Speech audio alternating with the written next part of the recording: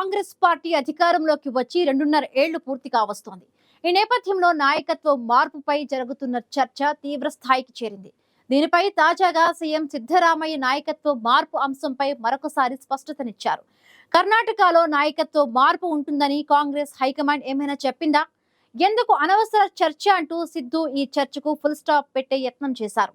మరొక వైపు deputy CM DK Shivakumar సైతం నాయకత్వ మార్పు అంశంపై సీఎం లేదా తాను మాత్రమే చెబుతామని, ఇతరుల వ్యాఖ్యలను పట్టించుకోవాల్సిన అవసరం లేదని తేల్చి చెప్పడంతో ఇకనైనా కర్ణాటకలో నాయకత్వ మార్పు అంశంపై జరుగుతున్న చర్చకు ఎండ్ కార్డ్ పడనుందా అన్నది ఆసక్తికరంగా మారింది.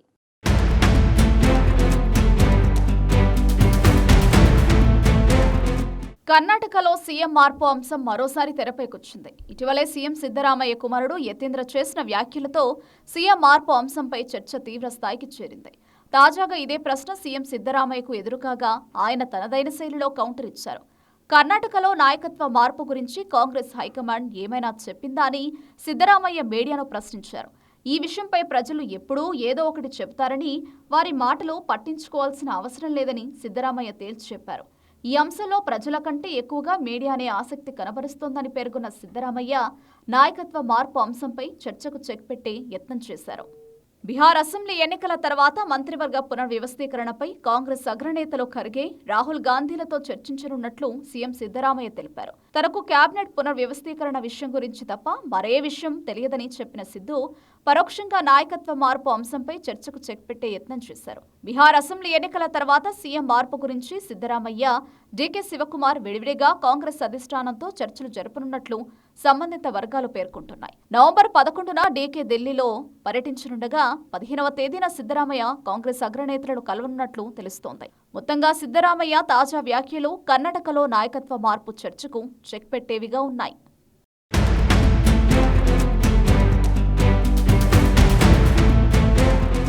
మరోవైపు కర్ణాటకలో మంత్రివర్గ పునర్వ్యవస్థీకరణలో భాగంగా ప్రస్తుతం 2.5 ఏళ్లు పూర్తి చేసుకున్న 50% మంది మంత్రులను తొలగించి కొత్త వారికి అవకాశం ఇస్తారని పార్టీ అంతర్గత వర్గాలు పేర్కొంటున్నాయి. కేబినెట్లోకి కొత్త వారిని తీసుకుంటే ఆ వెంటనే సీఎం మార్పుపై హైకమాండ్ నిర్ణయం తీసుకోవడం కష్టతరమవుతుందని రాజకీయ విశ్లేషకులు భావిస్తున్నారు. దీనివల్ల కాంగ్రెస్ పార్టీలో ముఖ్యమంత్రి తన స్థానాన్ని సుస్థిరం చేసుకునేందుకు వీలు కలగనుందని చెబుతున్నాయి.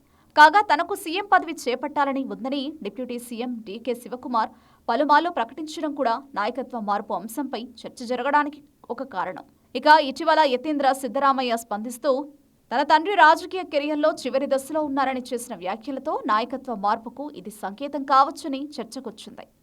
కర్ణాటకలో నవంబర్లో సీఎం మార్పు ఉండొచ్చన్న ప్రచారం జోరుగా జరుగుతున్న నేపథ్యంలో వాటిపై వచ్చే కథనాలను డిప్యూటీ సీఎం డీకే శివకుమార్ మరోసారి కొట్టిపారేశారు. రాష్ట్ర ప్రభుత్వంలోని నేతలందరూ ఐక్యతతో ఉన్నారని, ప్రస్తుతానికి తమకు మరో నాయకుడిని వెతకాల్సిన అవసరం లేదని డీకే స్పష్టం చేశారు. దీనిపై ఏ విషయమైనా సీఎం లేదా తాను చెబితేనే నమ్మాలని, మరెవరి మాటలను పట్టించుకోవాల్సిన అవసరం లేదని డీకే శివకుమార్ స్పష్టం చేశారు. ప్రస్తుతం తమ ప్రభుత్వం రాష్ట్ర అభివృద్ధిపైనే దృష్టి పెట్టిందని, తప్పుడు వార్తలపై కాదని డీకే శివకుమార్ పేర్కొన్నారు.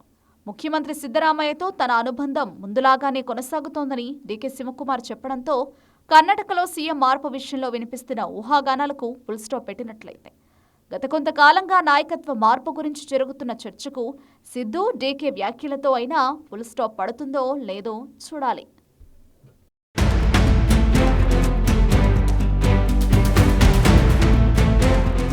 కర్ణాటకలో కాంగ్రెస్ అధికారంలో వచ్చినప్పటి నుంచి 2.5 ఏళ్ల అనంతరం ముఖ్యమంత్రి పీఠం మార్పు ఉంటుందని ప్రచారం జరుగుతోంది.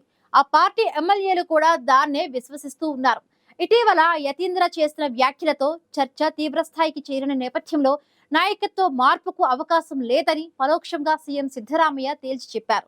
డీకే శివకుమార్ కూడా ఈ తరహాలోని వ్యాఖ్యలు చేయడంతో కర్ణాటక రాజకీయాల్లో ఏం జరుగుతుందని ఉత్కంఠ నెలకొంది.